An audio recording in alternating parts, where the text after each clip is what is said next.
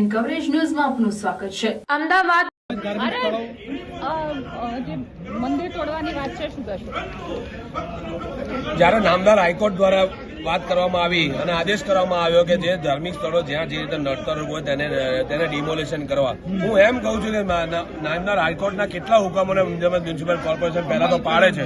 બીજી વાત હું એ કહેવા માંગુ છું કે અમદાવાદ શહેરમાં જયારે 149 જગ્યાઓને નોટિસ આપવામાં આવી તો હિન્દુ નેતા જયારે જે તે સમય હું આપને ફરીથી યાદ કરાવું છું, અશોક સિંઘલજી તત્કાલીન મુખ્યમંત્રી નરેન્દ્રભાઈ મોદી હતા અને ત્યારે તેમણે જયારે મંદિરો ઉપર અત્યાચાર કર્યો ત્યારે કહેવામાં આવ્યું હતું કે આ કોઈ મોહમ્મદ ગજની જ કરી શકે। હું સવાલ પૂછું છું અમદાવાદ મ્યુનિસિપલ કોર્પોરેશનના ભાજપના નેતાઓને કે આ કોણ છે મોહમ્મદ ગજની જે હિન્દુઓના મંદિરો તોડવાની વાત કરી રહ્યું છે?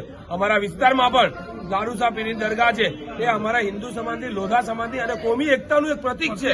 દરેક સમાજના લોકો એને માને છે। ત્યાં પણ નોટિસ આપવામાં આવી, જે હેરિટેજનો દરજ્જો છે એમના જ નક્કી કરેલા હેરિટેજના દરજ્જાની જગ્યા ઉપર નોટિસ આપવામાં આવી।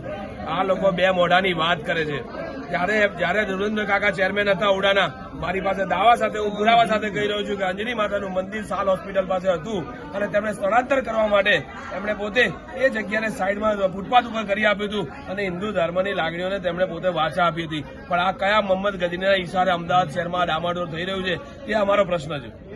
મતદાર બનીને રામના નામે મત લેતા હોય અને રાજકારણ કરતા હોય, જ્યારે ઇલેક્શન આવે ત્યારે તેમને હિન્દુ યાદ આવે, ત્યારે એમને રામ યાદ આવે। રામ ભગવાને પણ જવાબ આપી દીધો અયોધ્યામાં કે હવે તમે જાઓ, રામના નામે મત લેવાનું બંધ કરો।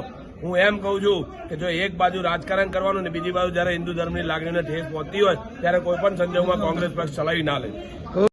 ऐसे ही अन्य खबरों के लिए चैनल को सब्सक्राइब कीजिए।